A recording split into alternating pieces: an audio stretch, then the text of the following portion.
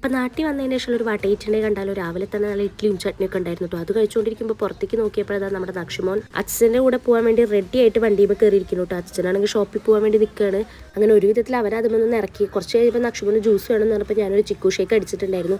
അപ്പോൾ അവന് കൊടുത്തു. അവൻ പകുതിയെ കുടിച്ചുള്ളൂ, അതിൻ്റെ ബാക്കി ഞാൻ കുടിച്ചിട്ടോ. പിന്നെ നക്ഷമോനും ഞാനും കൂടി ഒന്ന് ചെന്ന് കിടന്ന് ഉറങ്ങി. അത് കഴിഞ്ഞ് ലഞ്ച് കഴിക്കി ഒരു 3 ആയിട്ടുണ്ടായിരുന്നു. ചോറും ചിക്കൻ കറിയും ഉപ്പേരിയൊക്കെ ഉണ്ടായിരുന്നു. അത് കൂട്ടി കഴിച്ചു. പിന്നെ ഞാൻ പുറത്തൊക്കെ പോയിട്ട് വന്നപ്പോൾ നക്ഷമോൻ എന്താ പോപ്കോൺ ഉണ്ടാക്കി വെച്ചിട്ടുണ്ടായിരുന്നു. അപ്പോൾ അവൻ്റെ കയ്യിൽ നിന്ന് തട്ടിപ്പറിച്ച് 2 കഷ്ണം കഴിച്ച് 2 കഷ്ണേ കിട്ടിയുള്ളൂ.